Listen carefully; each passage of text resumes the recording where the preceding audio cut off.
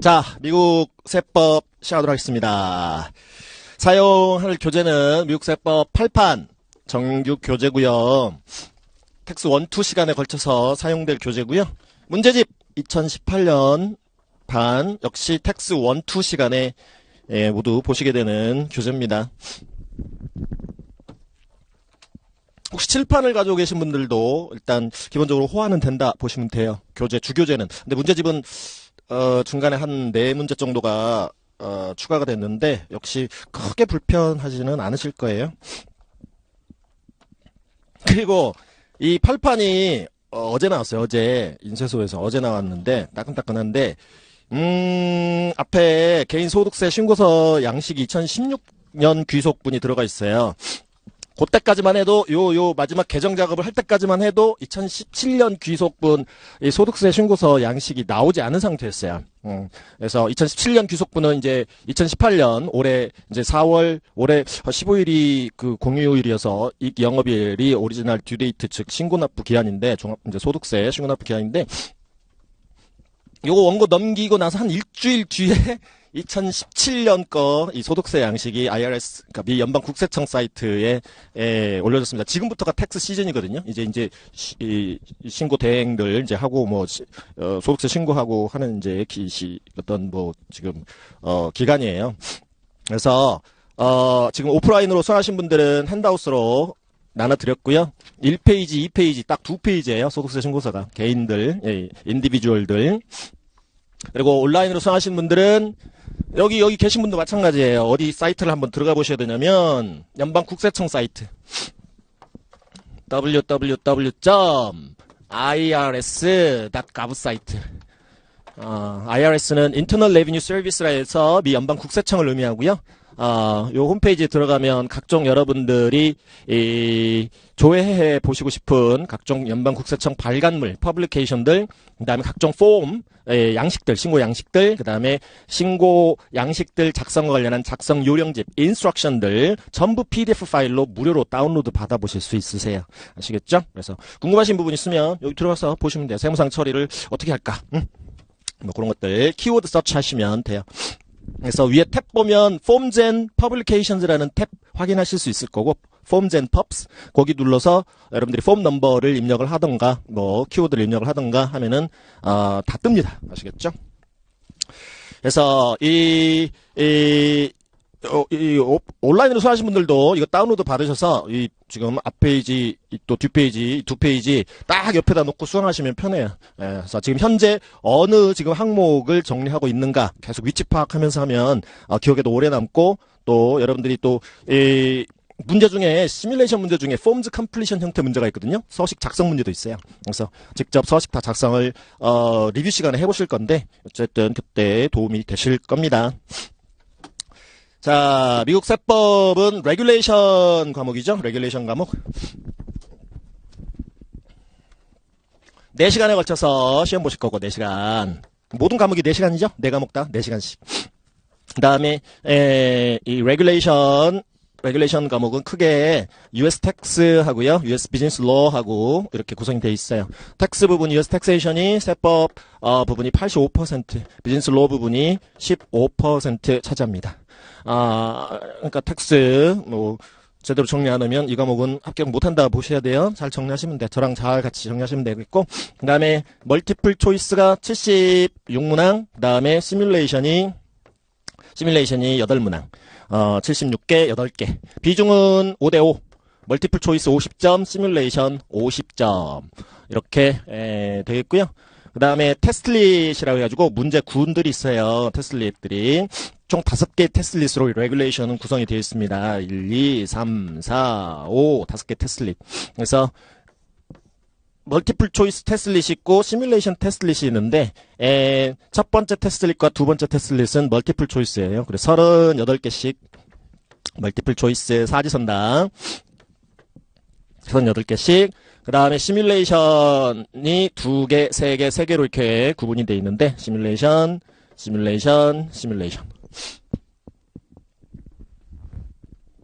시간 분배는 어떻게 해야 되냐면 여기까지 2시간 그 다음에 또 2시간 이렇게 하시면 돼요. 총 4시간인데. 그래서 멀티플 초이스 2개 풀고, 2 테스트릿 풀고, 그 다음에 시뮬레이션 첫 번째 테스트릿 풀고, 브레이크 타임 가지면 돼요. 이 각 테스트릿 끝날 때마다 브레이크 타임 가질 수 있지만, 나머지 이때 브레이크 타임 가지면 시험 시간이 그냥 흘러갑니다. 계속 시험 시간은 진행이 돼요. 그렇기 때문에, 요때 쉬면, 세 번째 테스트릿 끝나고 쉬면, 요때는 요때는 시험 시간에 영향을 주지 않아요. 이때는 그냥 시험 시간이 진행이 안 됩니다. 그러니까 쉬시려면 이때 쉬시는 게 좋겠다라는 것이죠. 그래서 그쪽에서 시간 분배를 이렇게 했다라는 것은 이쪽 정도에서 2시간, 그 다음에 여기 2시간 이렇게 하면 적당하겠다라고 해서 이렇게 해놓은 거예요. 그렇게 하시고 진행을 하도록 하겠습니다. 제 이름은 박훈이고요. 텍스원이 원래 미국 회계사 지금 이 수업 진행할 때 가장 첫 번째 수업이다라고 생각을 하시면 돼요. 미국 세법 1. 그리고 비전공자분들은 이거랑 이제 회계 원리, 어카운팅 프린시플 조금 회계를 아시는 분, 또는 전공하신 분들, 뭐 그런 분들은 이제 텍스 1과 인터미디엇 어카운팅, 중급 회계 보통 이렇게 출발들을 하세요. 그래서 여러분들 얼굴을 처음 뵙는다라고 지금 저는 생각을 하고 수업을 진행을 하도록 하겠습니다. 타 과목에서 보시던 분들이 있긴 하지만 자, 그렇고요.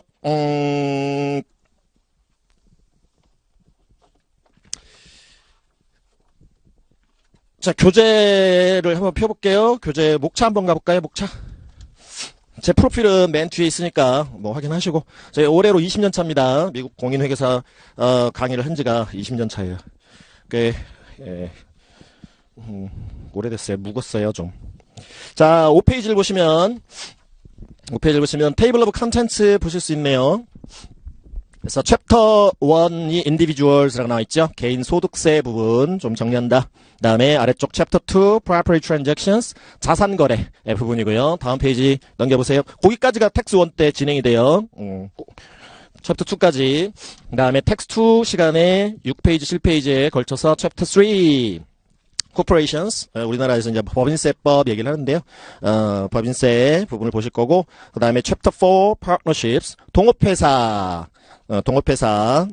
그래서 동업기업 과세제도 좀 보실 거고, 7페이지에 S corporations, 미국은 S법인이라는 주식회사 형태도 있어요. 얘네들은 법인세를 안 내는데, 이 S법인이라는 주식회사 형태도 좀 보실 거고, 그 다음에 챕터 6에 가서 gift and estate, gift tax라는 것은 증여세, 연방 증여세, estate tax라는 것은 연방 상속세. 그 다음에 챕터 6에, 4절 보시면 4절에 income taxation of estates and trust라고 있죠. 그래서 상속재단 혹은 신탁재단에 대한 소득세제도 좀 보실 거고, 기본적으로 소득세 안 내는 exempt organizations, 면세단체, 비영리단체들에 대한 또 세제도 보실 거고, 그 다음에 여러분들이 되시게 될 Income Tax Return Preparers, CPA로서 다른 자의 신고서를 작성 대행 보수를 받고 이렇게 하는 자를 우리 Income Tax Return Preparer라고 부르거든요. 그래서 income은 안으로 들어온다. 소득의 의미고 소득 용어 tax 세금 return 하면은 신고서 preparer 하면은 작성 대리인이에요. 그래서 인컴 텍스 리턴 프리페어러스, 그래서 세무 대리인의 각종 직무 규정, 윤리 규정 뭐 그런 것들 보시게 돼요.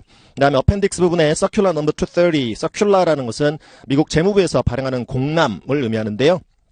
공적으로 회람하는 거. 근데 이게 이제 CPA가 따라야 될 직무규정집이다라고 보시면 돼요. 미 재무부에서 발행한 건데 그 230호 기준서 직무규정집 그 부분도 보시게 됩니다.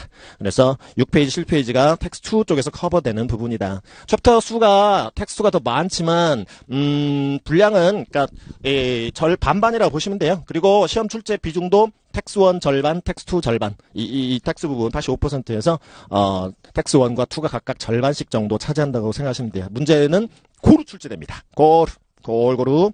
그래서 우리도 고루 공부를 하실 거예요. 자, 9페이지 들어가 보겠습니다. 챕터 1 individuals.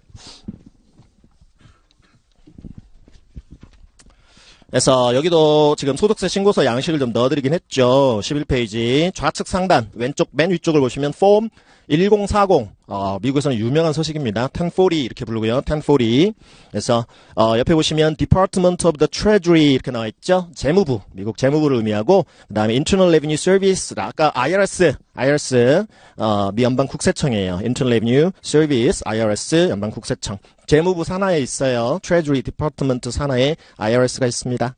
그다음에 이 양식, 지금 양식 제목이 United States Individual Income Tax Return, 미 연방 개인 Individual Tax, 인컴, 소득, 텍스, 세액, 리턴, 신고서예요. 리턴이 신고서의 의미입니다. 그 다음에 2016년 귀속분을 신고하는 양식이다. 근데 이제 여러분들 핸드아웃 나눠드렸죠? 그래서 2017년, 이 지금 귀속분 신고서 양식 거의 뭐 차이 없어요. 거의 차이 없어. 20년째라고 그랬죠? 그때 20년 전이나 지금이나 큰 틀은 거의 차이가 없어요. 똑같아. 그래서 이제 그때그때마다 세법 재개정을 통해서 들어갔다 나왔다 하는 항목들이 있긴 한데 거의 똑같아요. 거의 차이가 없다라고 생각을 하시면 되겠습니다. 그러면 우리가 온라인으로 수강하신 분들은 출력을 하셔갖고 저랑 같이 따라서 보시고요. 여러분들 지금 오프라인으로 나오신 분들은 요거 핸드아웃으로 한번 개인 소득세 산출 구조가 어떻게 될까? 우리 큰 그림 한번 보시자고. 자, 칠판 한번 봐보시면 용어 정리 하나 하고 들어갈게요.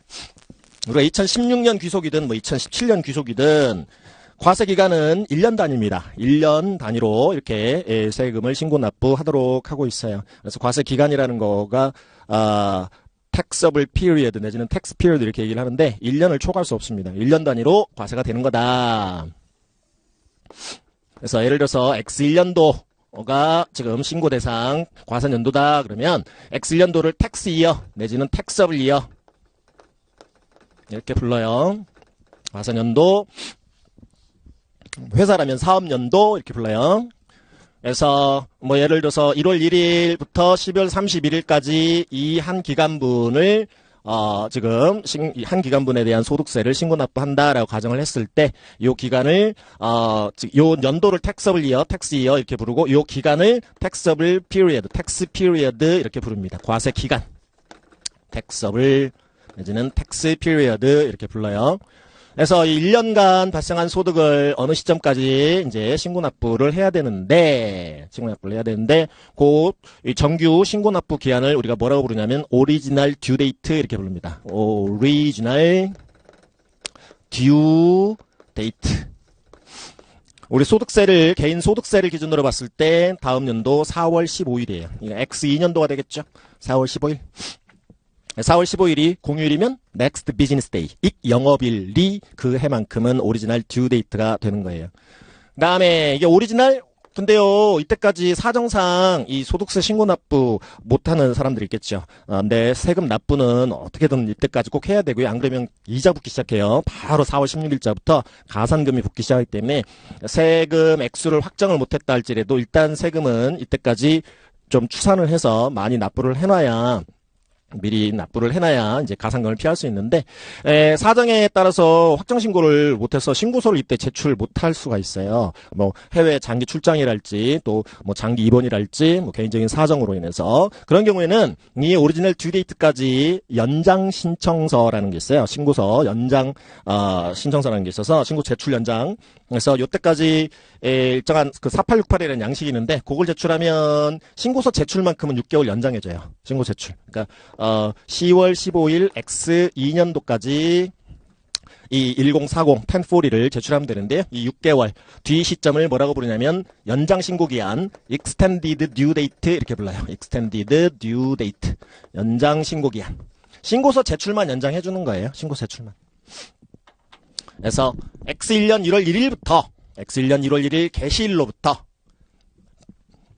12월 31일 종료일까지 이 1년 동안 이 납세자, 세금을 내야 되는 의무가 있는 텍스를 페이해야 되는 의무가 있는 텍스페이어들이 1년분 소득을 요때 오리지널 듀 데이트까지 1040을 통해서 소득 신고하고 또 세금도 신고하고 납부도 하고 하는 거예요.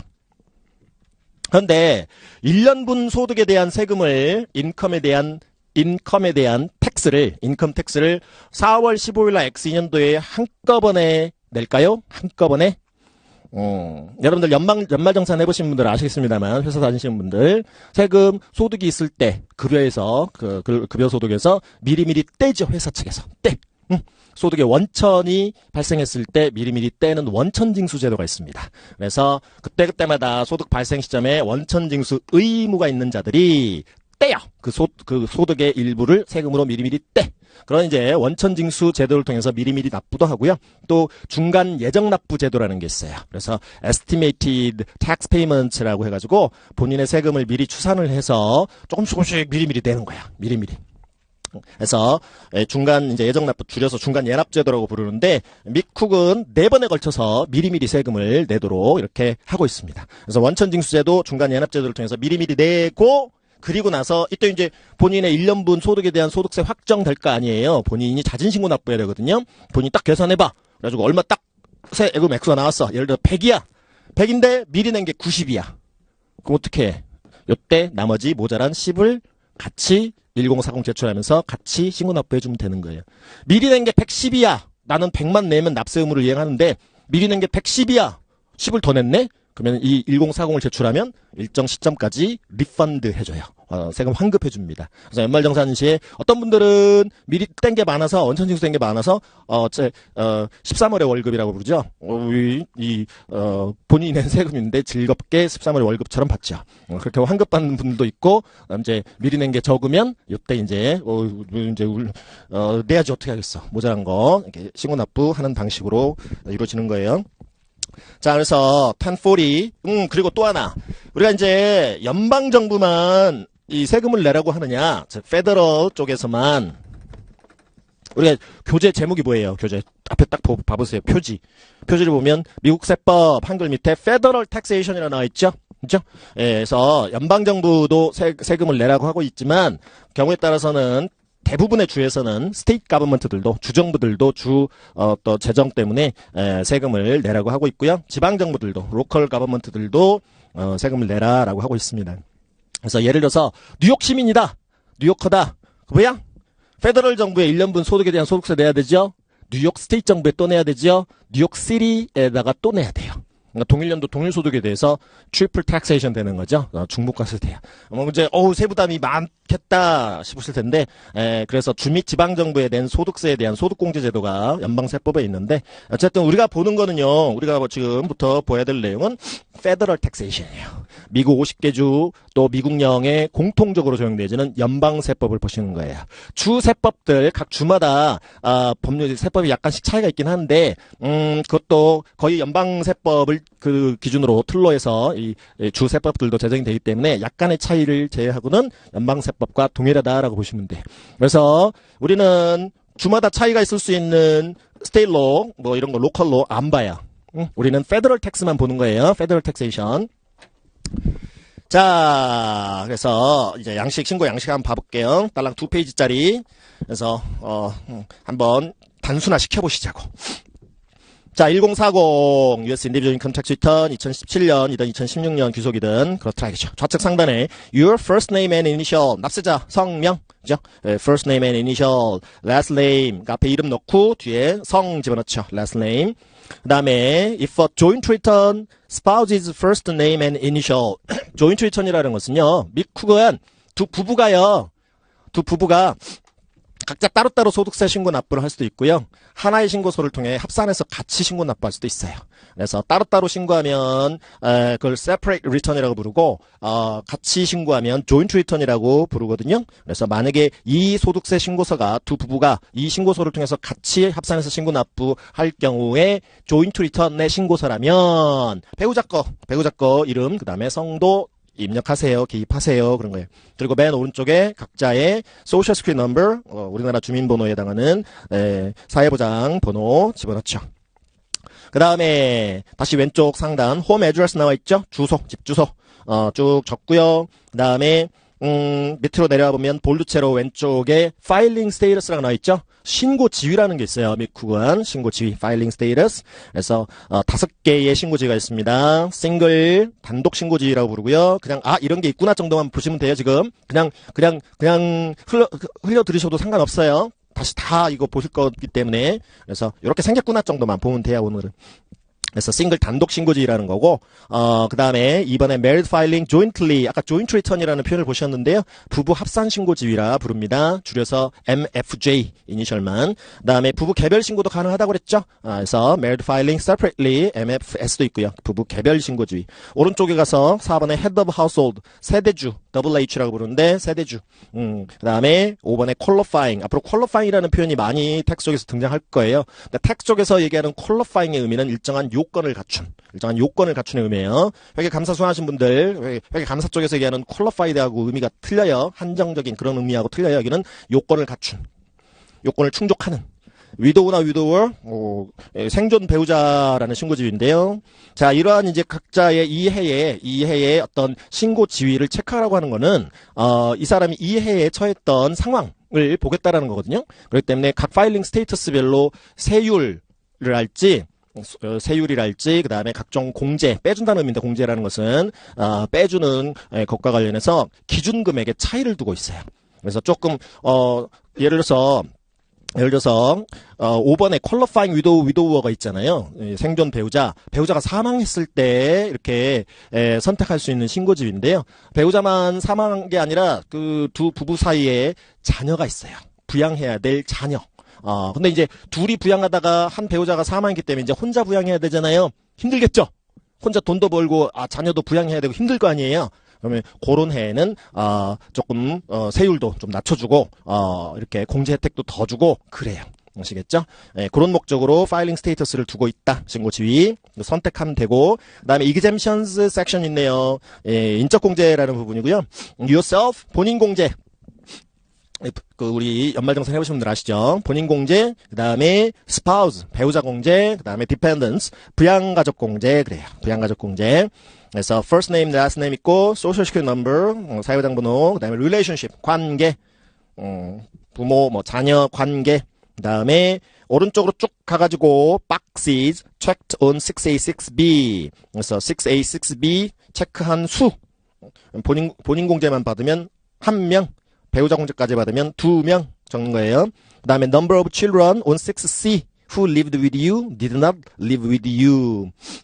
그래서 6C 부양가족 그 섹션에서 본인의 자녀, 주거를 같이 한 자녀 수 혹은 주거를 달리한 자녀 수, 그리고 나머지 부양가족 수, 이렇게 해서 총 exemption 인적 공제의 인원 수 적는 거예요. 그 다음에 income 섹션으로 내려가 볼게요. 소득. 그래서 1년분 소득을 여기다 다 신고하는 거야. 1년분 소득을 7번부터 21번 라인까지 다 신고하는 거예요. 7번 라인 보시면 wages, salaries, tips, etc. attach form W2 이렇게 나와 있는데 근로소득 신고하는 부분이야. 근로소득. 일에서 서비스 제공하고 벌어들인 소득. 그게 시급, wage와 같은 시급이든 salary와 같은 월급이든 또 팁스, 봉사료 같은 거든 일에서 번 소득을 신고하는 거고요. 뒤에 W2를 첨부하세요 그랬죠? 첨부하세요. W2라는 것은 근로소득 및 원천징수 내역서라고 보시면 돼요. 그래서 회사가 발행을 해줘요. 회사가 그 회사 직원들한테 1월 말까지 발행을 해줍니다. W2. 거기 보면은 연간 근로소득, 그 다음에 또 각종 세금 원천징수 내역, 그런 것들이 들어가 있어요. W2가 어떻게 생겼는지 궁금하신 분들, irs.gov 사이트 들어가면 돼요. irs.gov 사이트. 거기서 W2 키워드 서치 하시면 돼요. 윈도우에다 넣어서. 그 다음에 8번 라인은 taxable interest하고 되어 있고요. attach schedule B if required 그렇게 나와 있는데요. taxable이라는 의미는 과세 대상, 세금을 내야 돼. 소득세를 내야 되는 대상 그런 의미고, interest, 여기서 interest는 이자 소득입니다. 이자 소득. 우리가 금융기관에 예금 넣어놓은 게 있다. 이자 소득 생길 수 있겠죠. 또 채권에 투자한 게 있다. 채권 때 되면 이자 준단 말이야. 채권에 투자하면 이자 줘요. 그러한 이제 이자 소득 중에서 과세 대상 이자 소득을 신고하는 부분입니다. 그다음 8B 보시면 tax exempt interest라고 나와 있죠. tax exempt의 의미는 비과세 대상. 세금 안 내도 돼. 소득세 대상이 아니야. 소득세 안 내도 되는 거예요. 그래서 소득세 안 내도 되는 비과세 이자 소득 여기다 신고하라. Do not include on line 8A. 8A 셀에는 포함시키지 말라. 맨 오른쪽에 보시면 빈 칸들이 쭉 있죠. 그렇죠? 빈 칸이 쭉 있는데 7번부터 22번까지 7번부터 21번 라인까지 조금 긴 칸에는 달러 금액을 집어넣는 거예요. 달러 어마운트를 집어넣는 거예요. 맨 오른쪽에 조그만한 칼럼은 빈 칼럼은 센트들, 센트 단위 집어넣는 거예요. 센트까지. 해서 그 8A셀에 집어넣지 말래요. 8B 금액은 좌측으로 좀 튀어나와 있어요. 8B셀은 좌측으로 튀어나와 있죠. 이거는 이제 정보신고 차원에서, 인포메이션 신고 차원에서 신고를 하라고 하고 있는데, 그렇기 때문에 맨 오른쪽 8A셀에 집어넣으면 안 돼요. 8A셀에 집어넣는다는 얘기는 과세대상 이자소득으로 신고가 들어간다는 얘기여서 집어넣으면 안 돼요. 9번 라인, ordinary dividends, 배당소득입니다. 배당소득, 우리 주식 투자하면 배당 주는 회사들이 있어요. 주식 투자한다라는 것은 그 회사에 투자를 한다는 의미인데, 그 회사에 투자해준 돈으로 그 회사가 비즈니스를 내서 이익을 남기고 투자해주셔서 감사합니다 해서 이익 나눠주는 걸 우리가 디비던즈라 부릅니다. 이익 배당 받은 거예요. 배당소득 신고하는 거고요. 그 다음에 9B 라인의 qualified dividends, 적격 배당금인데 일정한 요건을 갖춘 배당금의 경우에는 세율이 다른 소득에 비해서 낮아져요. 세율이 낮아집니다. 그래서 qualified dividend, 그러니까 이건 비과세여서 좌측으로 튀어나와 있는 게 아니라 9A셀에 집어넣는 ordinary dividends 중에서도 낮은 세율, lower tax rate에 적용을 받을 수 있는 거 좌측에 신고하라 그거예요. 9B셀에 신고하라. 10번 뭐 taxable refunds, 과세대상 환급금이라는 것도 있고, 11번 alimony received, 이혼수당 받은 거예요. 이혼수당 받은 거 alimony received. 그 다음에 12번에 business income or loss, 개인 사업자들 사업소득 혹은 사업손실 신고하는 부분이고요. attach schedule C or CEG 그래놨는데, 앞으로 EG가 뒤에 붙는 양식은 약식, short form이라고 생각하시면 돼요. 일정한 요건을 갖춘 자의 경우에 조금 단순한 양식으로, 단순한 신고 양식으로 신고할 수 있습니다. 그래서 자세한 내용은 뒤에 스케줄, 부표, 뒤에 명세표 붙여라 이거예요. 개인 사업소득과 관련해서 뒤에 붙여라, 스케줄 C 붙여라 이거예요. 그래서 개인 사업자, 여러분들이 CPA로서 개인 사업체로 회계 세무사무소를 운영할 경우에 개인 사업자로서 이렇게 이 어카운팅 프랙티스를 또 텍스 프랙티스를 할 때에 그 개인 사업자로서의 소득은 여기다가 신고하는 거예요. 그래서 다른 소득과 함께 같이 신고해서 소득세 한 번 내면 끝나요. 그래서 여러분들이 지금 이 자리에 계신다라는 것은 이미 50%는 합격한 겁니다. 이미 할까 말까 망설이다가 한번 해봐야지 하고 이 자리에 지금까지 왔단 말이에요. 그럼 이미 50% 합격이야. 우리나라 시험하고 달라요. 미국 시험은 일정 수준 올라오면 분명히 합격합니다. 분명히 합격해요. 그래서 좀 뭐 운이 크게 개입된다거나 뭐 그렇지 않아요. 한 만큼 결과가 정직하게 나오는 시험입니다. 그 때문에 어떤 백그라운드를 가지셨든 나이 연령대가 어떻게 됐든 상관없어요. 이 자리에 계신 것만으로 이미 50% 합격. 다만 어느 분들은 조금 빨리 합격하고 어떤 분들은 조금 늦게 합격할 뿐이지, 합격의 이 순간, 짜릿한 순간을 맞이하는 것은 여러분들 여기 계신 분들 모두 다 동일할 거예요. 중간에 관두지만 않으면 돼. 중간에 사정상 관두시는 분들 간혹 계시는데 언젠가 다시 돌아오십니다. 이제 20년째이기 때문에 새로운 어디선가 본 듯한 얼굴 다시 돌아와 계시는데 여기도 계시네. 그래서 사정상 관두셨던 분들도 미련, 그때 그냥 좀 참고 할 걸, 다시 돌아오신 분들이 많아요. 이 바닥의 진정한 고수는 이 바닥을 빨리 떠나시는 게 진정한 고수입니다. 계속 제 눈에 보이는 게 진정한 고수가 아니라, 아시겠죠? 그래서 예전에 텍스원은 이제 초반이니까, 이제 이 과정 초반이니까 이런 얘기도 좀 말씀 좀 드리고 싶은데, 한 2000년 지났을까? H그룹에 상무이사님이 계셨어요. 그분이 이제 조기에 좀 명예퇴직을 좀 하시고, 달리 이렇게 좀, 시간을 보낼 거리를 찾다가 공부가 취미이신 분들 있죠? 공부가. 그분은 그런 분이었어요. 그래가지고 명예퇴직 하시고, 요 공부를 시작을 하셨네? 그러니까 합격해가지고 뭔가를 해보겠다라는 그런 의도는 전혀 없어요. 없고 그냥, 소일거리로, 취미 삼아, 공부를 이제, 하시겠다고 여기 이제 오셨어요. 그래서 물론 이제 저도 다른 이제 그때 3일 ISA 이쪽에서 강의를 했었었는데 그분이 합격하셨겠어요? 초반에? 그때 당시에는 1년에 딱 2번 시험 볼 수 있었어요. 5월달 한 번, 11월달 한 번. 무조건 4과목 다 들고 가야 되고 2과목 이상 75점 이상이어야 파셜 크레딧을 줬던, 부분 합격을 줬던 그런 시기였고, 나머지 2과목도 떨어졌지만 50점 이상이어야 돼. 꽈락 제도가 있어서 그런 이제 시절이었었어요. 그래서 어쨌든 떨어졌어요. 두 번째 가셨어요. 그러니까 5월달에 가서 떨어졌어요. 두 번째 11월달에 가서 또 떨어졌어요. 그때부터는 이제 핑계를 대시기 시작하죠. 뭐 시차 적응이 잘 안 되더라. 내 나이도 있고. 그때 당시에 43년생인가 막 그러셨을 거예요. 그래서 연세도 꽤 있으셨던 상황이었는데 눈이 침침해서 뭐 시차적이 안 돼서 시차적이 안 돼서 이제 수면제를 먹고 잤는데 정신이 혼미해서 각종 각종 이유를 대시기 시작한 거죠. 본인도 창피하시니까 오셔갖고 계속 이제 공부해야 되고 그러니까 창피하시니까 각종 이제 이유를 대시더라고. 그러다가 이제 생각이 바뀌신 거예요. 그러니까 요 공부뿐만 아니라 마침 보스턴에 자녀분이 공부하고 오셨어요. 그러니까 LA 쪽에서 시험 보고 공부 넘어가서 뉴욕에서 자제분 만나고 그렇게 해서 오실 요량으로 이제 시작을 하셨던 거죠. 그러니까 자녀만 실컷 만나고 이제 오시는 결과가 됐었는데 이제 본인도 오기가 생기셨나 봐. 그래가지고 열심히 공부하시기 시작하시더라고요. 그때는 이제 그렇게 마음 먹으셨을 때는 아드님은 이미 보스턴에서 공부 끝내고 한국으로 돌아왔고 그때부터 이제 시험만 보러 왔다 갔다 하시는 건데 결국은 그분도 두 과목 붙고 그다음에 한 과목 붙고 또 한 과목 붙고 그 연세에도 합격을 했어요. 그래서 나이 그런 거 상관없습니다. 그런 거 상관없고 전공 과거에 역시 2000년대 초반에 그때 당시에는 이제 응시 요건이 우리나라 사람들한테 좀 편한 주가 델라웨어주였어요. 델라웨어주. 그러니까 응시만 델라웨어주로 하고 시험은 뭐 캘리포니아 쪽에 LA 밑에 그 포모나라는 곳이 있는데 거기서 시험을 보던가 괌에서 시험을 보던가 그랬는데요. 델라웨어주에서는 그때 당시에는 1등부터 100등까지 신문에 공고가 됐었어요. 신문에 났다고. 근데 100명 중에 1등부터 100등 중에 60몇 명인가가 한국 사람이었어요. 60몇 명. 김모, 이모, 박모, 최모. 미국이 발칵 뒤집어졌어요. 발칵 뒤집어져가지고 이거 혹시 치팅 아니냐. 그때는 이제 종이로 시험 보던 시절이라 이렇게 시차를 이용을 해가지고 동부서부 시차를 이용을 해가지고 혹시 뭐 에세이 같은 문제 그거 시험 문제 주고받아가 혹시 치팅한 거 아니냐 해서 미 공인회사 협회에서 한국에 조사단을 파견했네.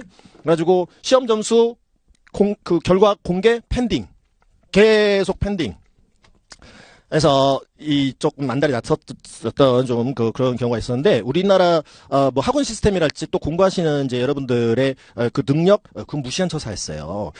얼마나 학원 시스템이 잘 돼 있고 우리나라 사람들이 CPA 시험 합격률이 높은데 그래서 아무것도 건져내지 못하고 돌아갔어요. 그때 당시에 전미 1위 한국분이었어요. 만점이 그때 2명인가 나왔어요. 1명이 동시통역사였어요. 요즘 뭐 동시통역사들도 그냥 동시통역만 하면 되는 게 아니라 자기 이제 또 전문 분야들이 있어야 되기 때문에 이 공부를 또 하시는 분들이 간혹들 있으거든요. 99. 100점은 없어. 이제 에세이가 있고 그러기 때문에 99가 만점인데 올 만점으로 전미 1위. 상도 줘요. 3등까지는 상도 줍니다. 이거. 그렇다고 상을 노리고 공부하시지 마시고 빨리 이 바닥 떠나시는 게 좋겠다 이거죠. 그래서 내 과목 75점씩만 맞으면 돼요. 뭐 점수가 뭐 좋다고 해가지고 뭐 더 좋은데 들어가고 포지션 좋은데 옮겨가고 그렇지 않아요. 300점 클럽이라고 이렇게 부르는데 300클럽에 가입하기도 별따기입니다. 이거. 만점 맞기도 어렵지만 이 네 과목 모두 75점 맞으신 분 딱 한 분 봤어요. 딱 한 분. 저는 20년 동안 딱 한 분 봤습니다. 이것도 힘들어. 그래서 이게 가장 좋은 방법이다 이거죠. 빨리 가급적이면 75점 이상씩만 맞고 빨리 합격을 하셔서 또 다른 것도 하셔야지. 잠깐 쉬셨다가 이게 합격하면요 기분 좋죠. 기분 좋습니다. 일주일밖에 안 가요. 딱 일주일밖에 안 갑니다. 그리고 나면 그냥 평범해지는 거예요. 그러니까 주변에서 여러분들이 이 자리에 계신 거, 그거, 할만하냐? 그거 할만해. 별거 아니야. 미국 공인회사 할만해. 그럼 하면 금방 합격이야. 그래서 용기를 얻고 시작하신 분들도 뭐 계실 수 있는데, 그건 그분들이 왜 그렇게 쉽게 얘기를 하냐면, 그분들도 공부하는 기간 동안에는 굉장히 어렵게 공부를 했었을 거예요. 이 시험이 쉬운 시험이 절대 아니에요. 미국에서 바시험, 미국 변호사 시험과 더불어서 제일 어려운 시험 중에 하나가 미국 CPA 시험입니다. 그래서 이게 정말 쉬운 시험이 아닌데도 불구하고 본인은 공부했을 때 정말로 열심히 공부해서 합격을 해놓고서는 일주일 지나니까 그걸 까먹기 시작하는 것이죠. 그래서 당연한 걸로 이렇게 느끼게 돼요. 본인이 합격한 거 자체가. 그렇기 때문에 이제 주변에서 물어볼 때, 그거 할만해. 이렇게 얘기를 하는 거예요. 그래서 어쨌든 용기를 얻고 여러분들 이 자리에 계시지만 여러분들도 힘든 과정을 거치셔야 돼. 그래서 지금은 이제 날씨도 춥고 그런데 지금 초반이라 여러분들은 좀 열정 뭐 열이 갖고 이제 시작을 하실 텐데 조금 시간이 지나잖아요. 이거 내가 지금 뭐 하고 있는 거지? 이러한 이제 생각을 가질 그 시점이 올 수 있어요. 내가 이거 뭐 부귀영화를 누리겠다고 내가 이렇게 대학 입시 공부한 이후로 이렇게 내가 열심히 공부를 하나? 이런 이제 생각을 할 수 있는데 그때 잘 넘겨셔야 돼요. 그래서 슬럼프 이런 거 분명히 겪으실 텐데 빠르면 한 1년 뭐 늦으면 2년 아주 늦는 분들은 한 3년까지도 공부를 하시는데 너무 길게 늘어뜨리지 마시고 빨리 이 아름다운 점수로 합격을 해서 이 바닥을 떠나시는 게 제일 좋아요. 그리고 나서 한 일주일 즐겁고 다음 또 준비하셔야지 뭔가 한번 이거 공부하시는 분들은 또 다른 뭔가를 또 찾으셔 또 그래서 뭐 그건 그때 얘기지만 어쨌든 이 순간 분명히 옵니다 여러분들한테 아시겠죠? 그래서 자신감을 갖고 이렇게 시작을 하시면 되겠고 비전공자들이 오히려 더 열심히 하는 경향도 있어요. 전공자분들이 조금 이렇게 좀 느슨한 부분도 없지 않아 있긴 한데 어쨌든 다 합격이다라고 생각하시면 어떤 백그라운드를 가지셨어도 정말 각계각층에 계셨던 분들이 저를 거쳐갔어요. 그래서 압니다. 여러분들 눈빛 그다음에 지금 공부한 태도 이것만 봐도 저분은 어느 정도 가면 합격하시겠다. 이런 것들이 다 느껴집니다. 물론 다 합격이지만 조금 더 빨리 합격하시겠다. 뭐 이런 거 느껴집니다. 어쨌든 오늘 이 합격의 기운이 충만한데 열심히 한번 해보시자고 자신감 갖고. 그래서 어쨌든 공부를 해서 가잖아요. 시험장에 가잖아. 가면 이미 90%는 합격인 거예요. 그리고 제대로 4시간 각 과목별로 이렇게 문제없이 이 시험 치르시고 시험장에 나오는 순간 한 뭐 95%는 합격이라고 보시면 돼. 왜 이런 말씀을 드리냐면 제대로 준비가 안 된 상태에서 가신 분들은 드물어요. 굉장히 드물어. 어쩔 수 없이 시험 예약을 하고 어쩔 수 없이 공부는 못한 상태에서 한번 뭐 어떤 내용이 출제되고 어떻게 출제되는지 한번 보러 가보기는 하자 이런 식으로 가시는 분들이 간혹 계시는데 그건 이제 뭐 회사 생활 바쁘고 뭐 그러다 보면 그럴 수도 있거든요. 미리 시험 예약을 안 해놓으면 공부는 안 할 것 같고 그러니까 예약은 해놨어. 근데 이제 공부할 시간이 안 나는 거죠. 그러니까 어쩔 수 없이 그냥 가는 분들이 있는데 100% 떨어져 갖고 옵니다. 100% 떨어져서. 그래서 그렇게 이제 일단 그런 분들은 아주 드물고요. 나머지 분들은 어느 정도 이제 공부가 됐다라는 자신감을 갖고 이제 가시기 때문에 합격률이 그렇게 높은 거예요. 아시겠어요? 그래서 제대로 무사히 돌아오시기만 하면 된다. 공부를 하실 때 죽이 되든 밥이 되든 지금 어떤 환경이든 간에 네 과목을 무조건 다 돌리셔야 돼요. FARE, Regulation, Business Environment Concept, Auditing Attestation 한 바퀴를 무조건 죽이 되든 밥이 되든 다 정규 강의로 수강을 일단 해놓고 그 다음에 전략적으로 여러분들이 2과목을 들고 갈 건가 3과목을 들고 갈 건가 전 과목을 들고 갈 건가를 결정을 하셔야 됩니다. 서로 다 연결이 돼 있어요. 다 연결이 돼 있기 때문에 그리고 예를 들어서 어디팅 어테스테이션 과목에 회계 문제가 나와요. 회계 문제가 또 텍스 문제도 나올 수 있고 그런 식으로 서로 간에 다 연결이 돼 있고 시너지가 다 있기 때문에 4과목을 죽이든 밥이 되든 다 돌리고 나서 2과목 3과목 들고 가면 분명한 시너지가 있거든요. 74점 맞고 떨어질 걸 75점 맞고 합격해올 수 있어. 그 때문에 무조건 돌리셔라. 그러니까 주구장창 뭐 레귤레이션이면 레귤레이션만 파가지고 갈 것이거나 FAR이면 FAR이 이러시는 건 저는 권해드리고 싶지 않아요. 그래서 어떻게 상담을 받으셨는지는 모르겠지만 무조건 4과목을 돌리고 그다음 들고 갈 과목 수를 결정한 후에 그걸 집중적으로 정리하고 이렇게 시험 보러 가시면 돼요. 여기 스페셜 코스 과정분들은 무조건 4과목 다 들고 가셔야 돼. 정 안 되겠다 싶으면 3과목. 그러면 뭐 금세 다들 뭐 거의 풀타임으로 공부하시는 분들이니까 그런 분들은 이제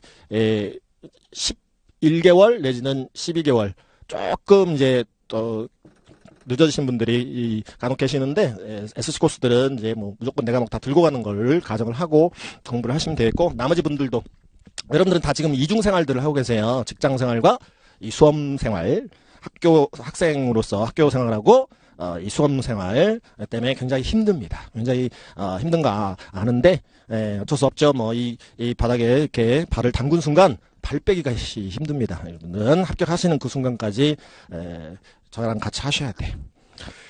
자, 자신감을 가지시라. 또 뭐 중간중간에 말씀드리도록 하고 13번 라인 가볼게. 13번 라인 Capital Gain or Loss Attached Schedule D 자세한 내용은 스케줄 D 첨부하고요. 캐피탈 게인이라는 것은 자본소득, 캐피탈 로스라는 것은 자본손실. 제일 쉬운 예는 주식 투자. 주식 투자해가지고 차익을 실현시켰다, 캐피탈 게인. 차손이 났다, 손실이 났다, 캐피탈 로스입니다.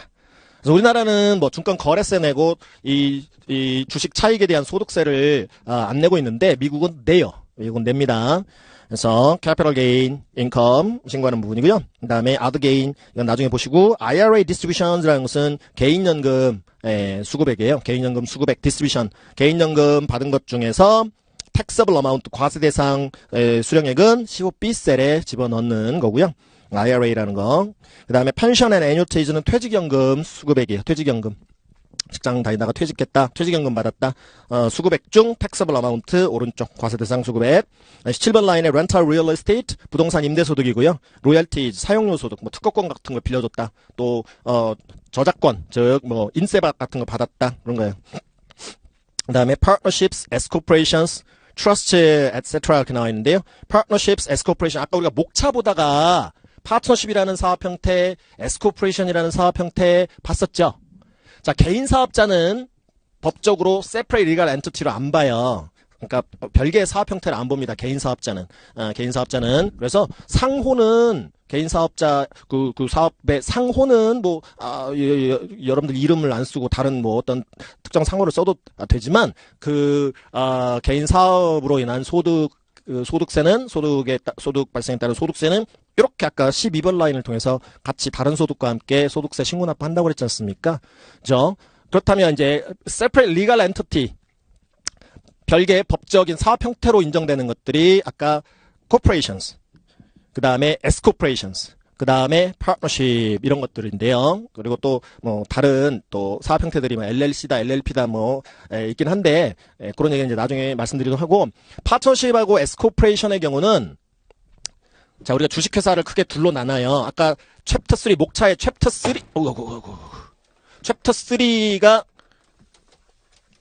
법인세를 내는 법인이라고 그랬는데 걔네들을 C 코퍼레이션이라고 불러요. C 코퍼레이션.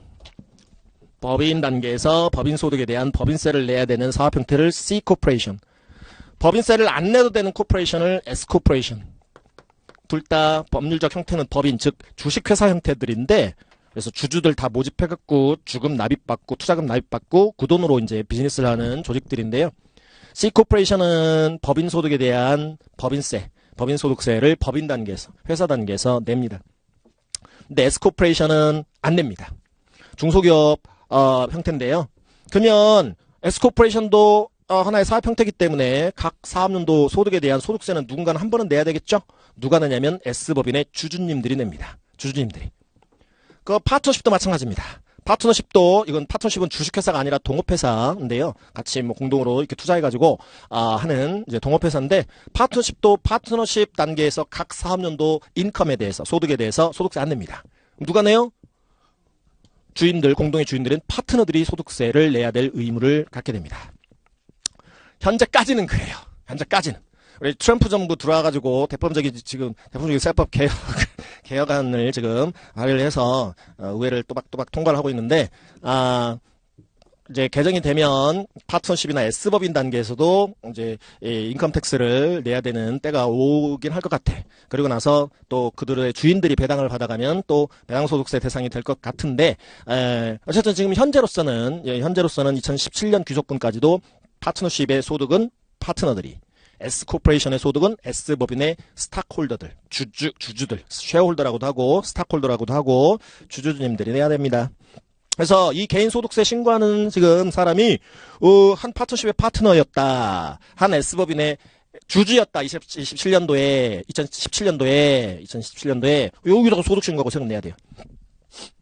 그 다음에 18번 라인 Farm Income Loss Attached Schedule F 영농소득입니다. 영농소득 영농인들 우리나라 농부 개념하고 다르죠. 미국 영농인들은 어마어마한 부자들입니다. 끝이 안 보일 정도의 이 땅을 갖고 있죠. 자 어쨌든 그렇고 Unemployment Compensation 19번 라인 실업급여. 자 그다음에 Social Security Benefits 사회보장연금 수급액이에요. 우리나라 따지면 국민연금 수급액입니다. 근데 그 중에서 과세되는 수급액이 있을 수 있어요. 20B셀의 taxable amount. 7번부터 20번 라인까지 지금 해당 항목이 없는 과세 대상 소득은 전부 21번 라인 기타 소득으로 봅니다. other income, 기타 소득. 예를 들어 도박 소득 같은 거. 도박 소득 같은 거, 기타 소득. 기타 소득은 참 많아요. 복권 당첨금 같은 거. 자, 그 다음에 이 7번부터 21번까지 1년분 과세 대상 소득을 전부 22번 라인에서 전부 컨비네이션을 시킵니다. 한번 합산해요. 쭉 따라가 보세요. 22번. 22번 라인이 This is your total income. 이게 당신의 2017년 귀속 총소득입니다. 과세 대상 총소득입니다. total income이라고 표현을 했지만 우리는 좀 달리 그로스라는 용어를 좀 써볼게요. 자, 지금까지 본 것을 라인 하나로 이렇게 표시해보면 그로스 인컴이다. 총 인컴 소득이다. 줄여서 GI라고 부를게요. 앞으로는 GI, 그로스 인컴. 그냥 한 줄로 지금까지 본 건 그로스 인컴이야. 1년분 과세 대상 총소득.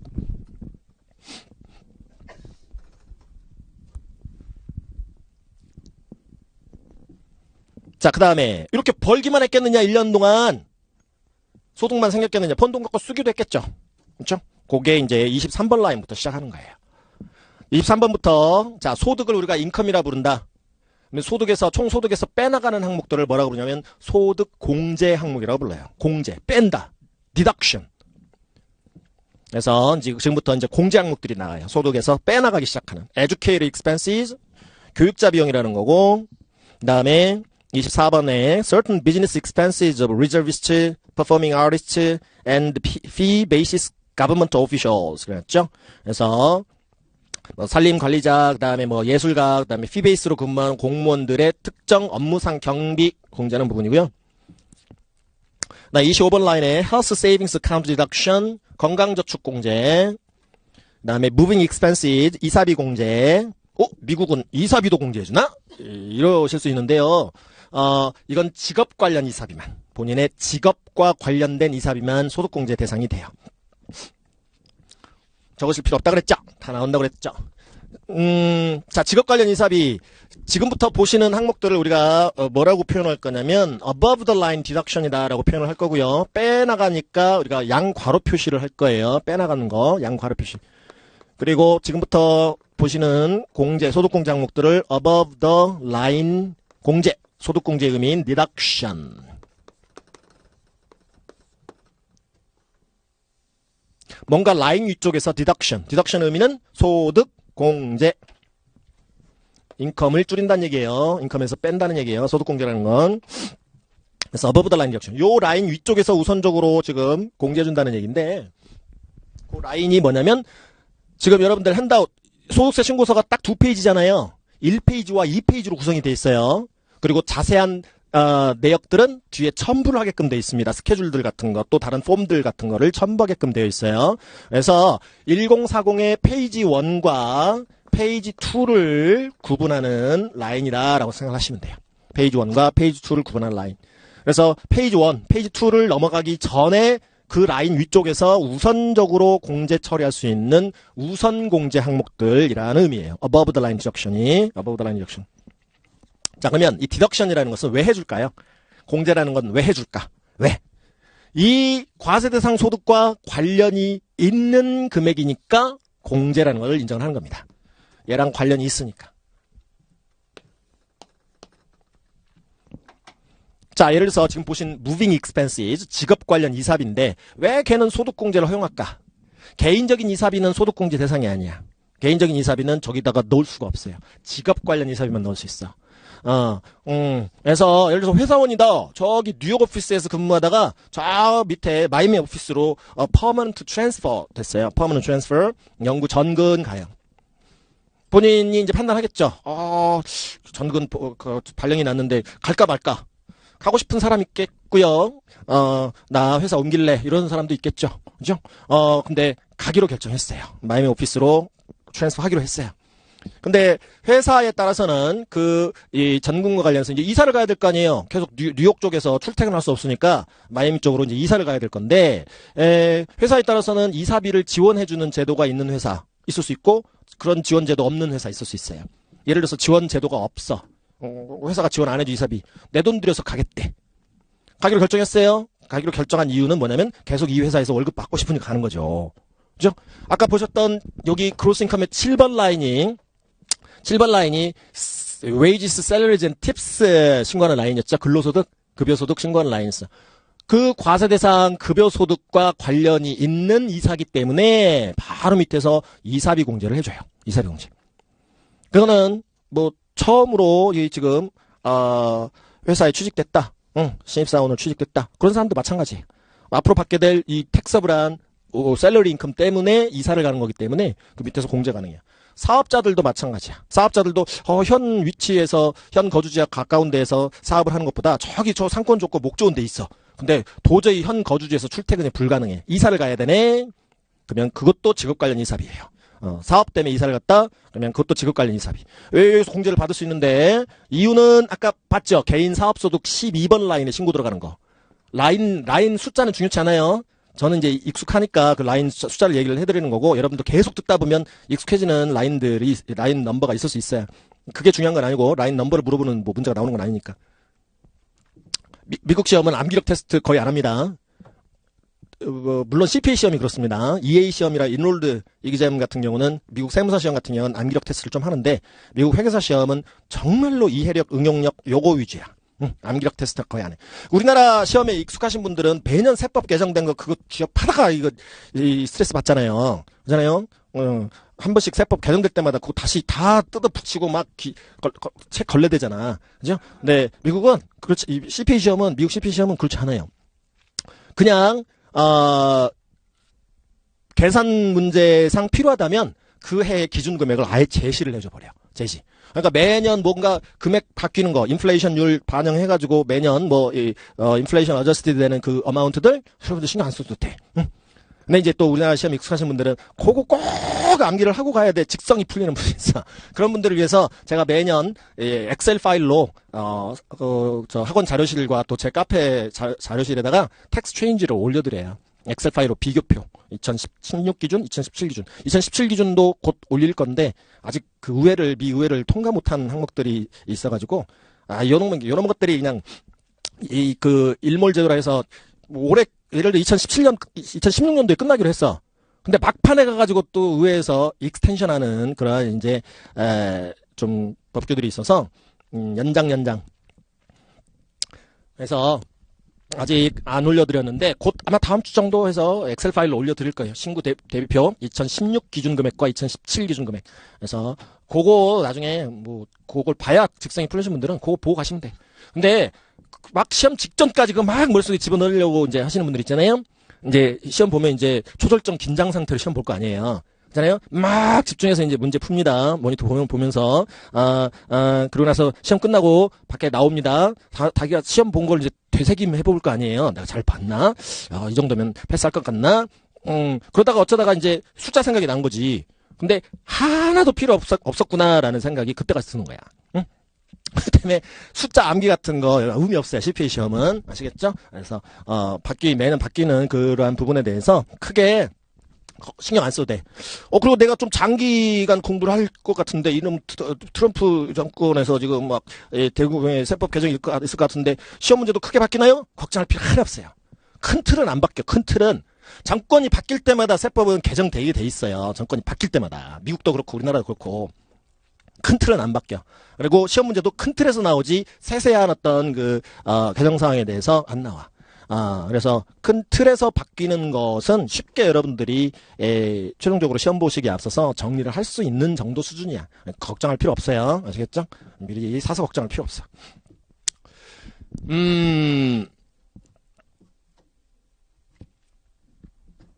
그래서 무빙 익스펜스 공제는 직업 관련 이사비다. 아까 사업자 같으면 여기 12번 라인과 관련이 있으니까 우선적으로 밑에서 대응시켜서 빼주는 거다. 이렇게 보시면 돼요. 그 다음에 27번 라인에 deductible part of self-employment tax. deductible이다라는 것은 공제가 가능한, 소득 공제가 가능한 부분이고요. self-employment tax라는 것은 자영업세라는 거예요. 자영업자들은 소득세 외에도 자영업세라는 걸 또 내야 돼요. 우리나라로 따지면 국민연금 보험료 같은 거, 건강보험료, 국민건강보험료 같은 거예요. 자영업자들. 왜냐면 직장인들 같으면, 회사원들 같으면 본인의 급여에서 사회보장, 그러니까 우리나라로 따지면 본인의 급여에서 국민연금 보험료 떼가죠. 국민건강보험료 떼가죠. 미리미리 원천징수 통해서 떼간다고. 직장인들 같으면. 미국도 똑같아요. 미국도 똑같아. 소득세 원천징수하면서 회사 측에서 소득세 미리 떼서 납부도 해주지만 국민연금 보험료, 국민건강보험료 떼. 미국에서는 뭐라고 부르냐면 Social Security Tax, 사회보장세와 Medicare Tax, 의료보험세 이렇게 얘기를 합니다. 소셜 시큐리티 텍스가 우리나라 국민연금 보험료 정도고요. 메디케어 텍스가 의료보험세가 이제 우리나라 국민건강보험료 정도인데 회사원들은 떼가요. 근데 자영업자는 본인이 주인이잖아. 누가 대신 떼줘? 원천징수에서 내줘? 없잖아. 그러니까 본인이 자진해서 여기다가 신고 납부해야 되는데요. 그 자영업자 중에 일부분은 다시 소득공제, 소득세 계산할 때 소득에서 또 빼주는 소득공제 혜택을 주는 부분이에요. 그런 것도 있나 보다. 28번 라인에 self-employed, 역시 self-employed라는 표현이 나오면 다 자영업자 얘기예요. 자영업자, 개인사업자를 포함하는 자영업자. 셉이다, 심플이다, 뭐 qualified plans다, 이거 연금저축 제도인데요. 연금저축공제, 그다음에 self-employed 자영업자들의 health insurance deduction, 건강보험료 공제, 그다음에 penalty on all withdrawal savings, 이건 예금 중도 해지에 따른 이자 손실 공제인데 그런 것도 있고, alimony paid, 지급 이혼수당, 지급이자료 공제, recipient social security number. 수령인의 사회보장번호 여기다 넣어라. 매치시켜보게. 왜냐면, 수령인은 이 엘리머니 리시브들을 아까 위에 11번 라인에서 좀 봤거든. 11번에 엘리머니 리시브드로 신고를 해야 돼요. 받는 쪽은 엘리머니 리시브드로 신고하고, 주는 쪽은 31번 라인에서 엘리머니 페이드로 빼는 거기 때문에, IRS, 그러니까 국세청, 세무서에서 매치시켜봐요. 신고하는가, 안 하는가, 받은 사람 측에서. 얘는 여기서 소득공제 했는데, 걔는 소득으로 신고했나, 안 했나. 상대방은 매치시켜보기 위해서. 그 다음에 IRA deduction이라는 것은 개인연금 저축공제라는 거고요. 그 다음에 student loan interest deduction, 학자금 대출이자 공제. 그 다음에 34번 라인에 reserved for future use라고 나와 있죠. 교재 11페이지와 비교 한번 해볼까요?